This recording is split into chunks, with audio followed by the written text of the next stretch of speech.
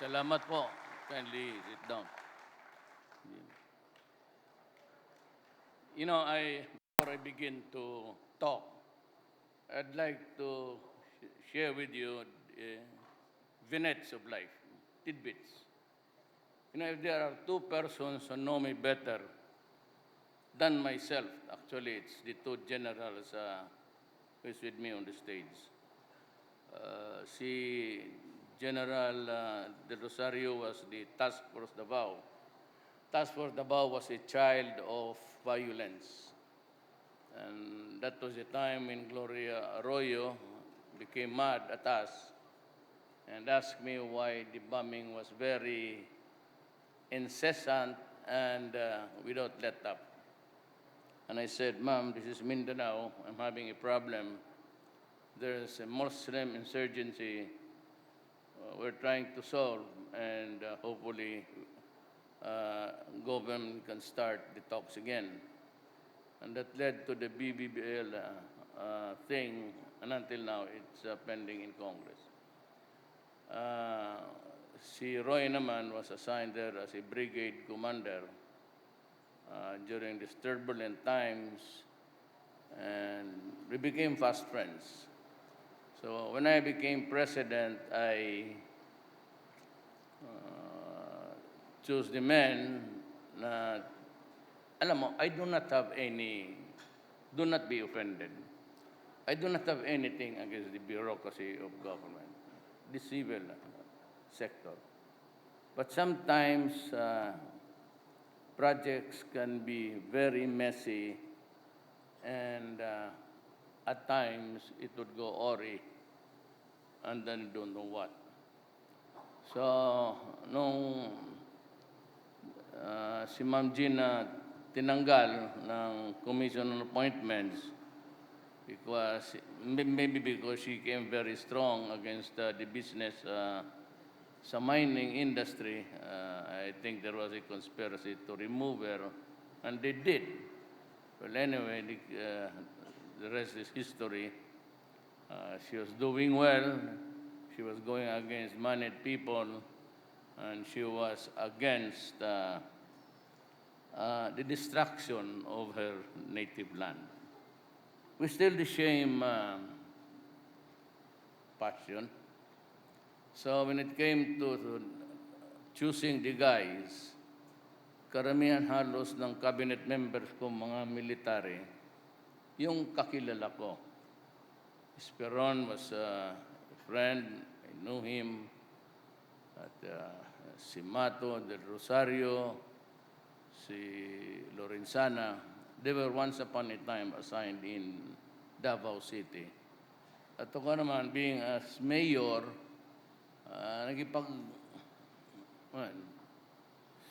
inuman, tapos pasyal-pasyal ng gabi. Si Mato hindi na umuwi sa kampo. I don't know where he would spend the night, but doon yung kanya sa bukid, yung kampo niya, brigade. Mawab, that's the place. And I don't know if he would have to travel in the wee hours of the morning just to get home. But he joins me almost every night. Mawab is about, 72 kilometers?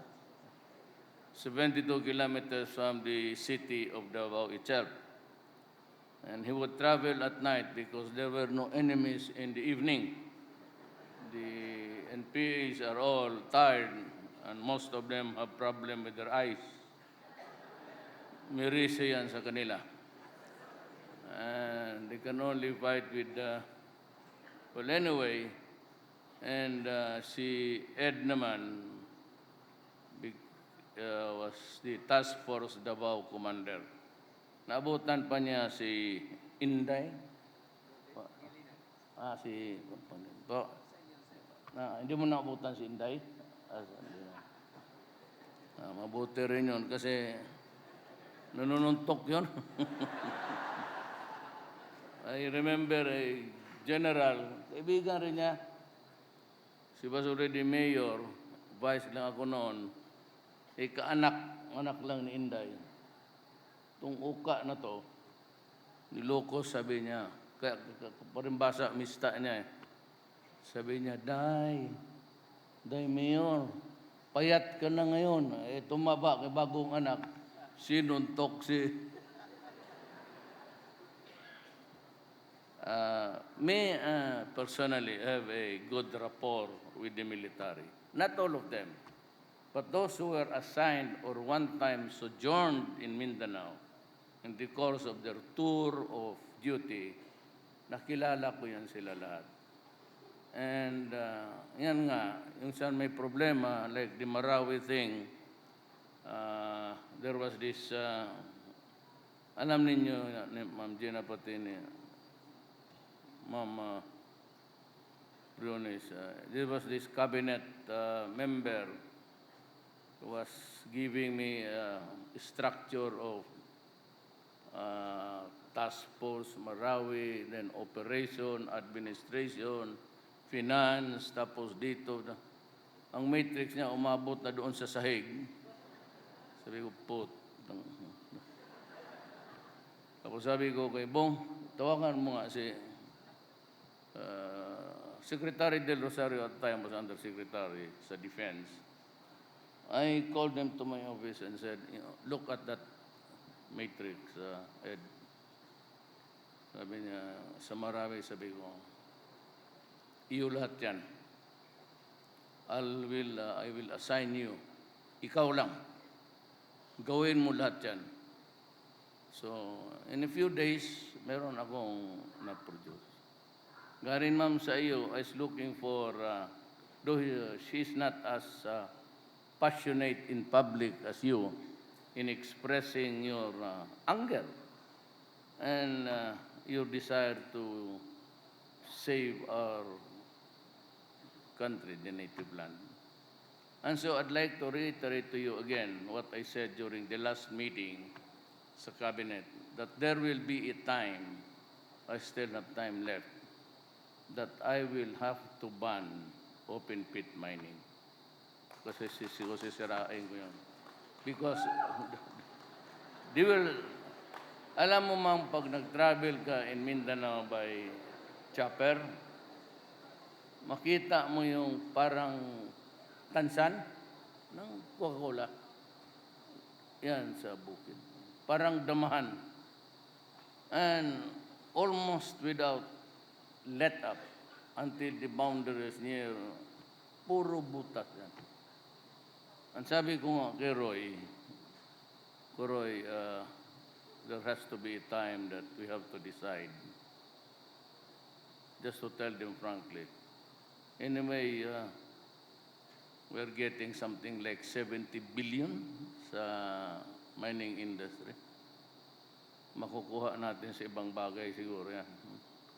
I mean, with the hard work of Dulay and La Peña, I think that we could maybe at least a third of what we would have lost if we... But open pit mining is really destroying the land.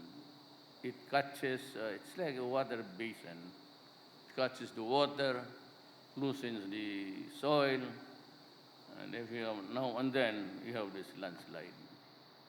Ang pobreng Pilipino doon, wala talagang kalaban-laban because they also live near the mining where the open pit is being operated.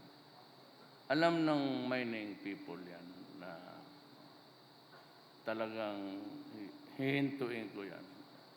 Maybe they try to revive it at some other time, but it's not really my concern anymore. I'll just do what I have to do during my time.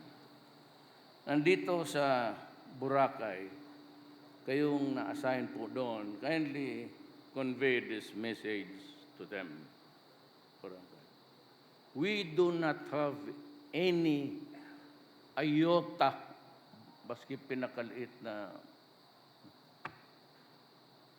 government is just decided to do what is really correct and proper. We have bannered Boracay as a crown jewel of a tourist destination. Wag na yung iba. Yung sa Times Beach ko sa Davao, it's filled with humanity. And only because we're getting so many in number. Wala talaga tayong magawa. We have breached the 100 million mark. It's now 105 or 10, depending on your statistics. Saan ito pupunta? And yesterday I read somebody said that we have to implement the family planning. Alam mo, sa totoo lang, the family planning, with due respect, ayaw ko makipag-away.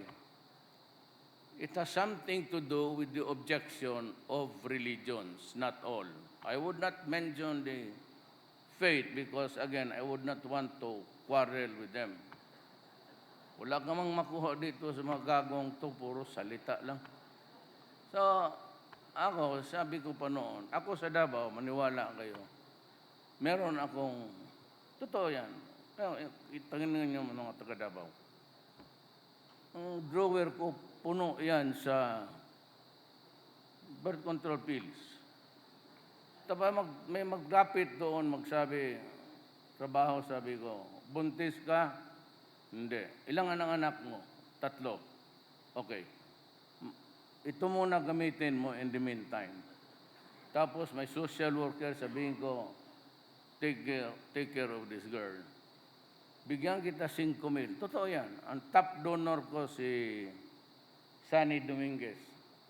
I don't know why. Baka maraming anak yan sa labas yung gagong. Kasi yan, top donor ko. But he believes in it. He believes in it. So he contributes.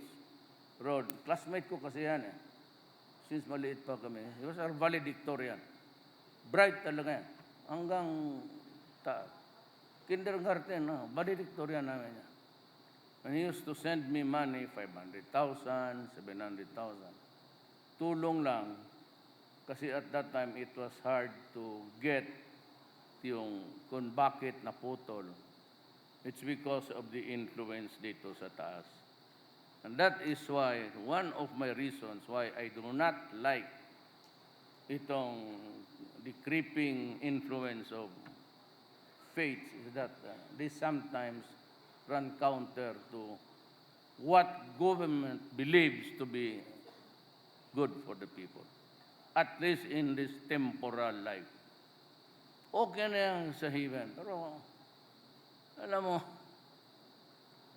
wala akong nakitang kaibigan ko sa karami ninyo, sa kayong mga bida na pumunta doon at tapos may sinabi may langit, tapos may imperno doon. Kung may makasabi niyan dito, mag-resign ako, Presidente, bukas. Immediately. Sabi niya, may nakita ako na, your God is not my God. Because ang religion ko is basically a formative process, including the values that was passed on to me or I got from my parents. Hindi masyado doon sa eskwelahan because there we were fondled and caressed. So sa second year, wala na kami. Wala na ako, din ako naniniwala sa because we were really molested. 2 years above and 2 years below. That's about 5 years. If you look into your internet now, look for Harry Falvey. Harry is the name. Harry. Falvey. Makita mo dyan the cases that they have lost in America. Talo sila ng $25 million because yung mga na biktima pumalag at nagdemanda, they were fined $25 million. That's why nabangkaruta ang... Pero kami naman hanggang hipo lang. Sa totoo, hinipo talaga. What are your sins, my son? My sin, Father, is I have because you are funding it. That is why it is rising to the challenge of the day. Ganun lang. Pero wala akong away sa... It's about 5 generations of us. Lahat kami. Lalo na si Dominguez kay Tisoy. Ala. Pula-pula yan. Gumatapos ang labas ng confessional. Well, anyway, yun ang ano ko doon sa... It's because too much influence. Kaya talaga ako, pumapalag ako. Because I have a history. So I know the hypocrisy. So medyo ano ako. Tapos ngayon, gano'n na lang ang ano nila sa akin. Not now, even before the election. I was the bad guy, but hanggang ngayon, at napuno na talaga ako, ayun, bumelta ako. At kung bumelta ako, bastos na. At yung bunganga ko talaga, bastos na dati. Kay laking kanal kami, we were just migrants in Davao. I grew up in a slum area before God gave us a little break in life. So, may nakakilala sa akin dito. If I want a project done, sabihin ko sa kanila, pagka sinabi ko, gawain mo yan, Roy, kasi kailangan natin, gawain yan. Same with Del Rosario. Sabihin ko, you finish 100 houses in 1 month. Gawain mo yan. Gagawain talaga yan. Wala nang, pero magpunta ka doon sa director ng ano, magkipagdebate pa sa iyo. Hindi naman ako mahilig magkipag-away. Sabi ko, okay. Kaya hindi, presentation was made. I said, it's okay. But after that, I said, call Del Rosario. Sabi ko, do it. Kaya puro military na halos. Ilan na lang kaming Bisaya na iwan dyan. Puro Ilocano ng mga to. Ako, si Ma'am Pernia, si Vasco, yung komunista na pare. May komunista dyan. Si Vasco is a communist actually. So, ilan lang. Kung kukunti na, kalaman dyan mga Ilocano. Because ang Ilocano kasi at ang Ilonggo ang pinakamaraming tao sa armed forces. The warriors of a race are the Ilocanos and the Ilonggo. Baulente, gamo sang Ilocano Fire dito, fire nga rin, patay tanan. Maingay lang ang Ilonggo. Kaya mga Ilonggo, damo sang isog nga. But the Ilonggo of Mindanao is far different from the Ilonggos of Panay Island. Hindi magkapareho ang ugali niyan. Ang Ilonggo ng Mindanao, pala, ganador talaga. Matter of survival sila doon. Kaya talagang, the Ilocanos are more moderate, or warriors, pero kalmado. Mga Ilonggo ang tigas. Mga Cebuano, gaya ko, mga Talawan. Wala ko nakita ng sundalo, no? Kailan sabihin ko, sinong Bisaya dito, dyan sa ospital, mag-award ako, kasi gusto ko unahin. O sino? Bisaya? Wala. Bisaya, mahusay lang sa reklamo, pati inom. Subirbio ang Bisaya. Damo sang istorya, way aksyon. Buwanong yawa.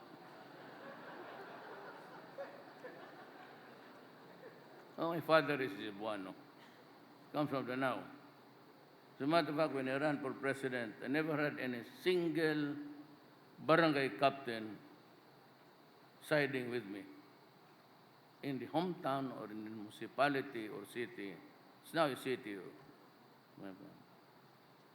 Dito sa Maranao, it's the mother side, nag-landslide ako sa lahat ng Moroland.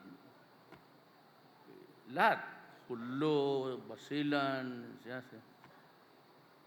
from where my ancestry come from, my lolo is a Chinese. Ang lola ko ang Maranao. Sa lahat ng sa Moroland, nanalo ako. Ang sa Cebuano, wala akong barangay captain. Pero pag sabi nga ng aide ko si Bong, sana ito si Senator Bong, naligo. Hindi ito para ligo.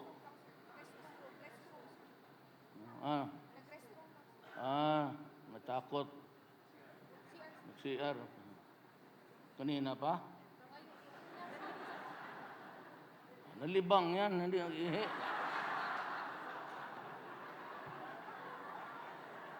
Kanina pa pala eh. Well, Environment and Natural Resources Secretary Roy Cimatu. And by the way, I'd like to greet, Roy, simple ka lang talaga. Noon ka pa. Kumusta yung waray mo?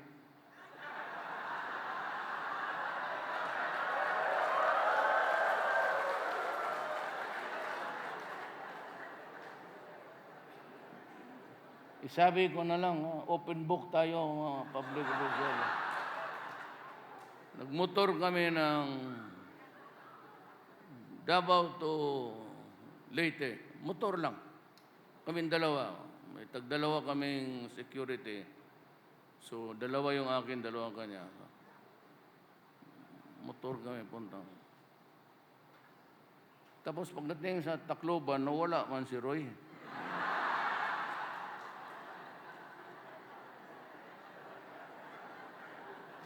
Dito, misis mo. Dito, misis mo. Wala. Walang misis mo.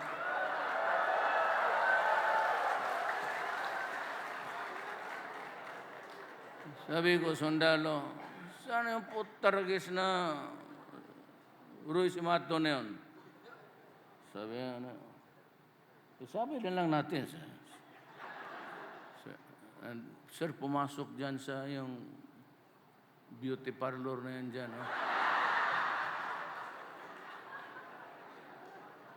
So, sinilip ko, kasi kasama kami. Sinilip ko doon, may maganda talaga. Maganda. Pupunta pa may dito. Pupunta pa dito. Hindi na.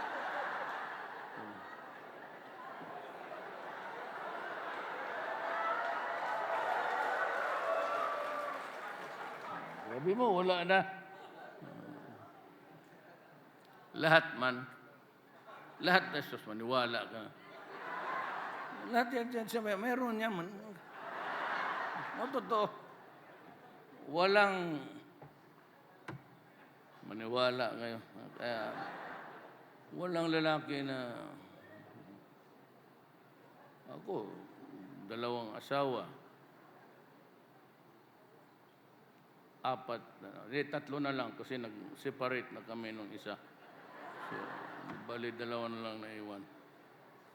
Kung mawala yan sila lahat, Ma'am Gina, sabihin ko talaga, totoo, if at the end of my term, wala na akong gawin, blank wall na ako, hindi naman ako makapagtakbo. Wala namang maniwala sa akin. Yung pinatay ko, papatayin mo rin ako ng mga putang inang yan.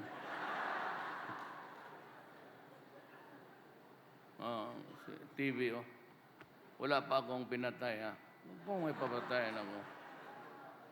So, pag wala ng kaligayahan, isa lang man ang kaligayahan ng tao, ma'am. It's usually kung wala na yan, I would even tell God, God, kill me now or mag-aaway tayo. Bingo talaga niya. Pag wala na, papurma-purma ka dyan, kami, motor-motor, di baril-baril pa dyan, ipagbarilan dyan sa mga hold-upper. Pero kung wala nang aksyon, purma naman lang kay Duterte, wala. No more yan, sabi ng mga babae. Wala na. Please join me, all of you.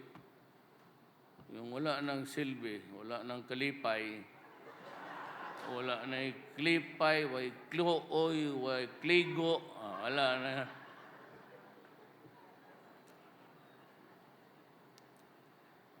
The honorable members of the House of Representatives, natural officials, ito maganda is my co-workers in the Department of Environment and Natural Resources.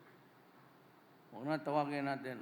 Tsaka ako, huwag na nyo tawagin. We are all workers of government. Mga kasama ko sa gobyerno, mga kababayan. Basahin natin ito kay ang naggawa nito nandyan sa likod. Kung hindi mo basahin, dalawang pages. Walang-alang naman, dyan si Ma'am Gina, dyan si Ma'am Briones, ang aking majority floor leader noon, si Mayor Belmonte. Kasama kami sa 11 Congress. Kasabay kami. I joined the officials and staff of the Department of Environment and Natural Resources. Ito yung kanya na ha. As you celebrate 31 years of meaningful and dedicated service to the Filipino people. For more than 3 decades, you have been government's effective arm in ensuring the proper conservation, management, development, and use of the country's environment and natural resources. Through your efforts, we ensure that the benefits of nature are shared by all Filipinos today as well as the future generation. May I cut here? Alam mo yung Boracay, sinasabi ko, allow government to clean it.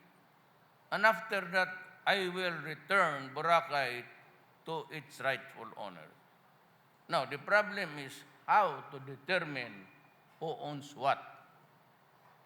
Yan ang problema ngayon. So there has to be a committee to be fair to everybody, from the local government, then from the origins of any title there. Because ang problema niyan, ang the island of Boracay, according to President Arroyo at sa akin, my stand is that Boracay has never been open to any commercial exploitation. Walang residential. It remains forestal and agriculture.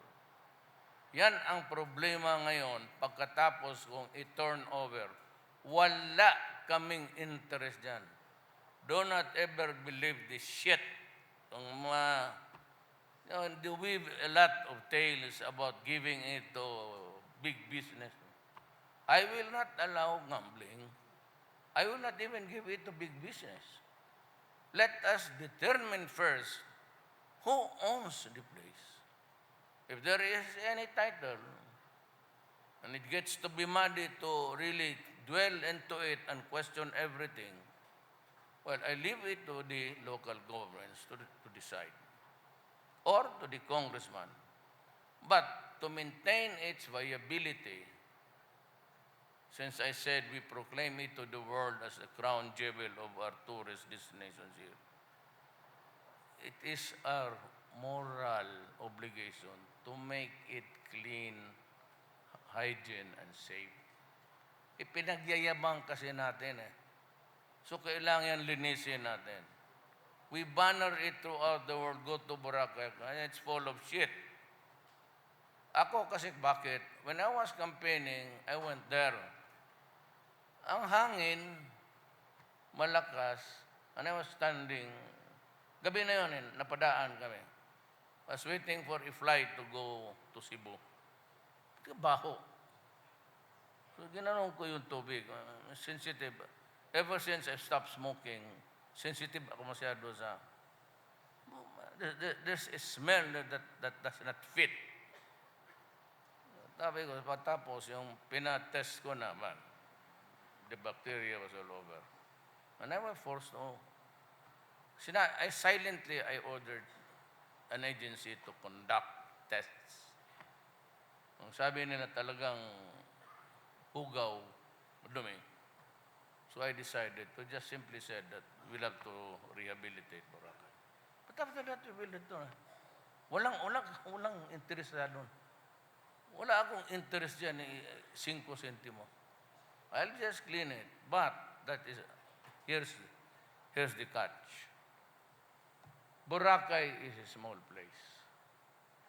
I mean the coastal line. The ones that we take advantage of to make it commercial.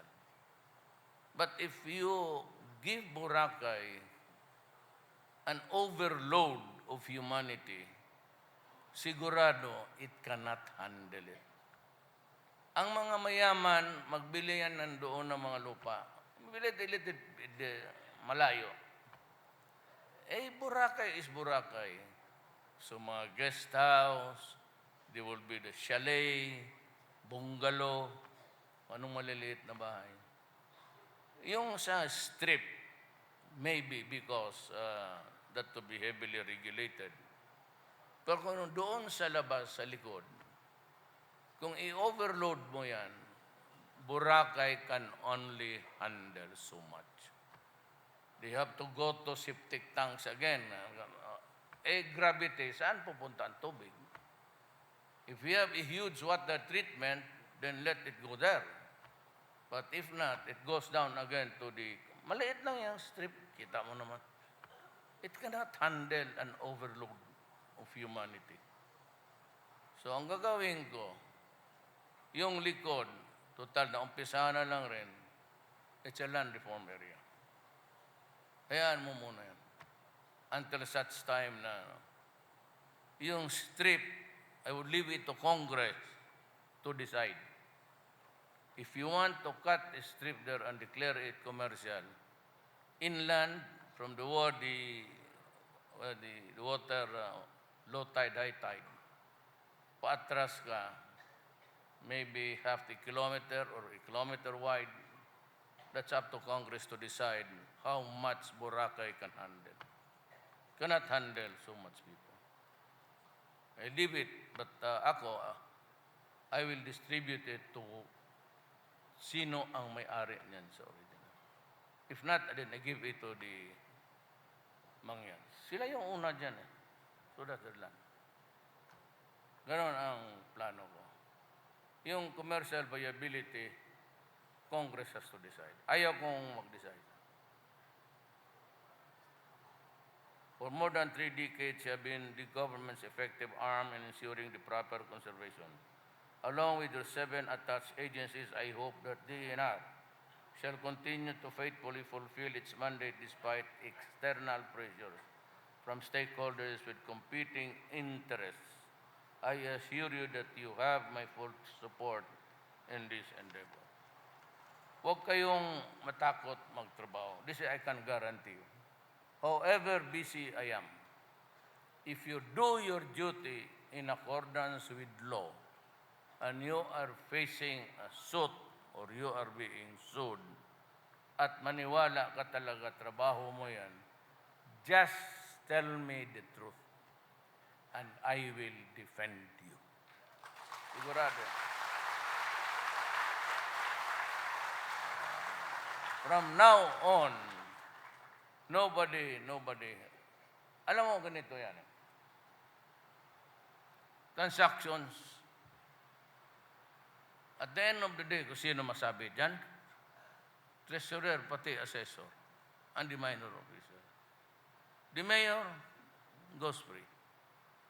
Yung iba, I'm not saying it's corruption, but I don't know if it's money or indeed it is corruption. Ang mapriso diha, yung mga maliliit, I know because I've been mayor for 23 years, and my father before was governor of Davao. So wala pa yung Davao del Norte, del Sur, Oriental, Combal Valley, Davao City, Occidental. It used to be one huge place. Ang mga empleyado dyan were housed in a capitol just beside the City Hall in Davao City. So yung nag-retire noong mga bata pa, makita ko na sila sa Maynila pumunta sa akin. Sir, tabangay mi sir. No? Makikita ko yung mga barong punit-punit na. Ano nangyari? Sir, ganito kasi sir. Alam mo naman, sir, pirma lang talaga kami. Pag sinabi ng mayor, sir, pirma kami. Wala man kaming choice. So pagdating sa bagsakan, sila talaga ang malaglag. Kaya gano'n ang, that's a typical day dito sa I don't know how we will resolve it, but there has to be a solution for all of this. There has to be something out there na yung gano'n yan. Pero kung kayo masabit, sabihin na niyo sa akin na totoo. Anong nangyari? Kasi administrative, sige, pag totoo, administrative, you appeal from one office to another until you reach my office. At kung tignan mo at sabihin mo ang totoo, I will order the dismissal of the case. Ngayon, kung criminal, tulungan kita. In the same manner, yung mga police pati military, I will never allow a policeman or a soldier to go to prison for doing their duty. You can bet your life. Or itong mga buang nagagong police mag-kidnap, unahon patayan, mauna kayo sa impyerno. Talagang hiritan ko, general problem lang kayo dyan eh.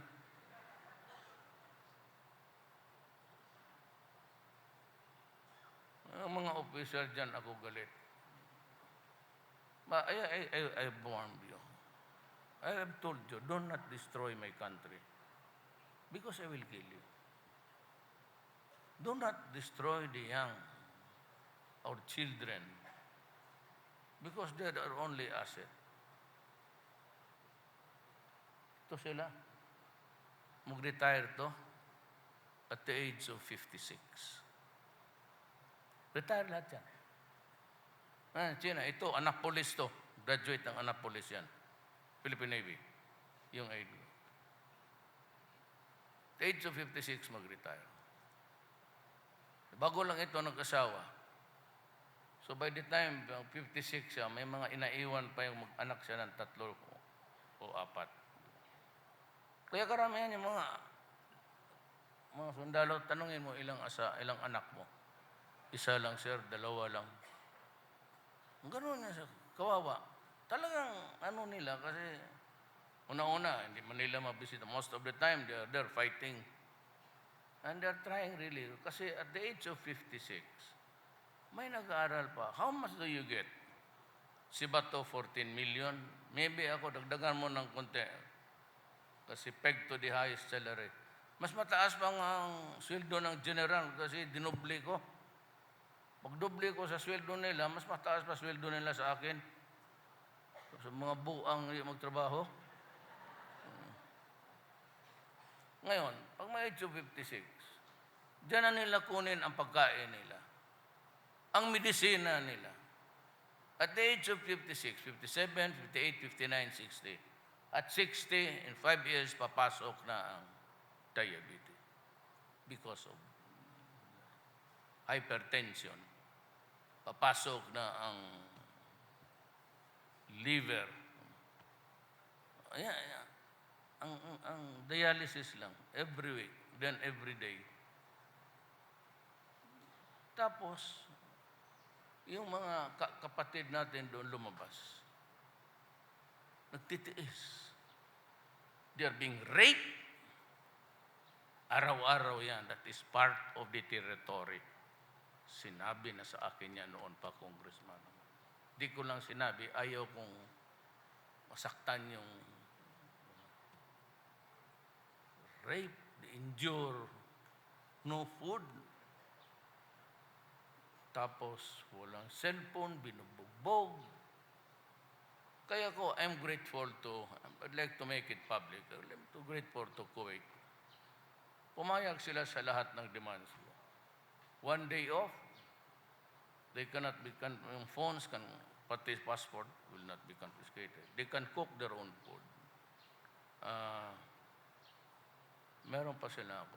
Day of yung mga Kristiyanos, simba. They gave it all. So, pupunta ako ng Kuwait. Sandali lang. Just passing by. Commercial lang ako. Right. Just to say thank you. Po yan. Tapos padala sila ng pera dito. And they endure the indignity of being used. You know, ang tatay, pagka umalis sa pamilya, this family becomes dysfunctional.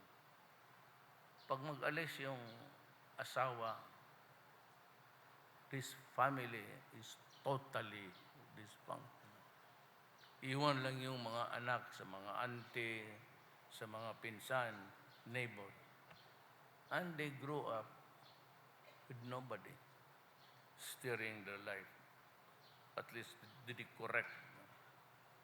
Tapos padala-padala ng pera. Ito naman mga yawa na ito. Ginagano nila araw-araw. You know, shabu is a commodity for the poor. Sabihin nila, bakit yan si Duterte papatay yung mga mahirap? Yan ang kanilang commodity. Ang mga mayaman ngayon is cocaine. But they can do it in the far away, in the islands. They can go to a secluded island. Ito, dito gumagamit. Dito talaga sila madisgrasya. Just use your logic properly. Kaya ako galit. Kaya sinabi ko, pag ganun ang nangyari, despite of their sacrifice, pagdating nila dito, ganun pa rin, adik ng anak nila, you add a problem. The family is in shambles. You know why? The distance, ang unang mga liwa niyan, ang lalaki. Pagdating niya dito, may asawa na yung iba. Karamihan, tingap, ang tanongin mo. Marami na yung silang kalukuhan. Either kapitbahay or... And sometimes, I do not want to... Pag nawala ang nanay, the eldest daughter, pagka dalaga na, becomes the surrogate mother. Kaya kung ikaw ang presidente, ibigay mo sa akin yung ganong kalukuhan ninyo. You make them crazy and the sacrifices go to waste. Anong gawin ko?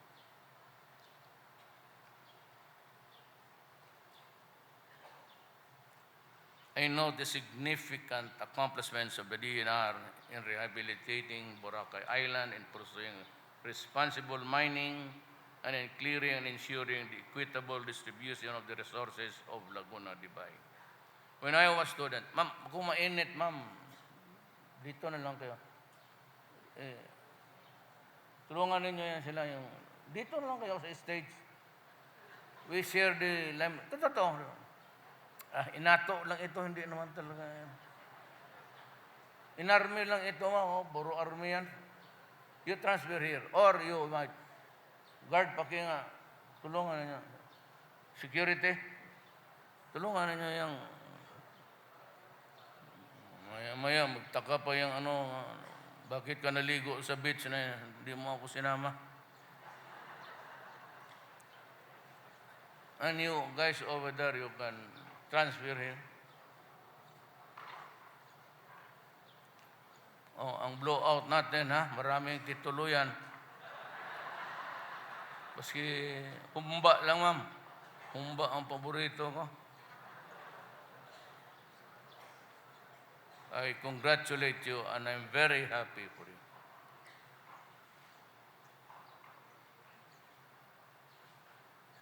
The DNR has also taken the lead in the efforts to ensure social equity with regard to our country's land resources. Through Handog Titulo 2018, I commend the DNR and Roy. You've been very good to the people. Has distributed land. Sa bagay, totoo lang. Alam mo, sa totoo lang. Marami mga mahusay dito. Vincent Crisologo, mga congressman. Elect ninyo sila, pero ako kung totoo, maghanap ako, walang lukuhan, ha? Maghanap ako, itong mga to, trabahante. Walang daldal. Walang debate sa Senate. Debatehin mo, barilin ka. Sana yan ang baril. Wala na dagang istorya. I congratulate the recipients of the patents and titles, and I hope that this can help them improve the quality of their lives and that of their families. May this momentous occasion inspire the department even more to continue supporting the development agenda of the administration, any administration for that matter, hindi lang sa akin, so that we can uplift the lives of our kababayans and give them the decent and comfortable lives they rightfully deserve and to whom this moment rightfully belongs. Pero ngayon nakakita, ang rami pala ninyong, ang sa may, can you raise your right hand? Yung sa Manila na-assign? Manila lang ang assignment. Andito. Kanina marami man dyan, Manila. Huwag kayong maglay. Malawak ang ano nito. Ano bang tawag ng lasang sa Tagalog? Lasang?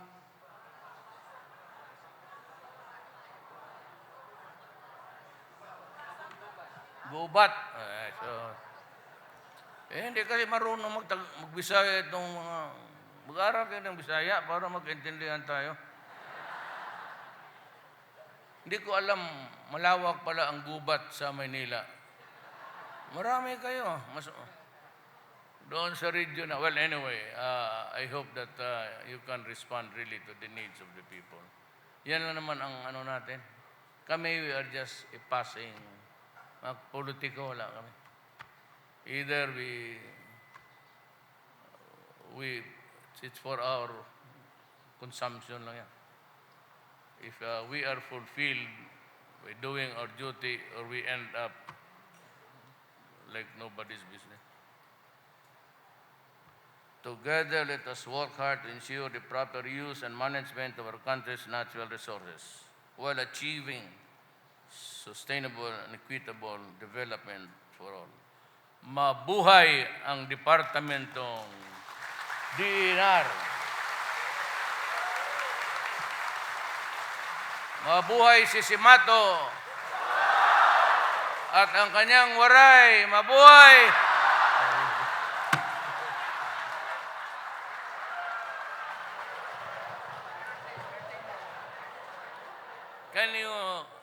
May I please request you to stand up? Hindi ako nagluloko. And for just to give him a day of his life, it is his birthday. Magkanta lang tayo, happy birthday.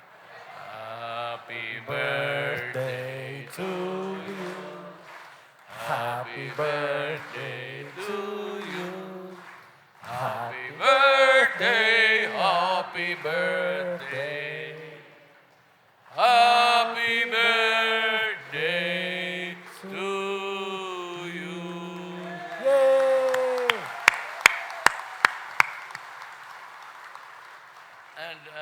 if I'm mistaken, my eyes are not really very good. Do I see Secretary Alunan? Yeah? Di ba? Wala? Kakamukha lang. Ka- My eyes are not, medyo, I'm 73 years old. Sir. Pero kung maganda ka, pareho kay Miss Badoy, makikita kita maski doon sa malayo. Sa lalaki, hirap lang talaga ako.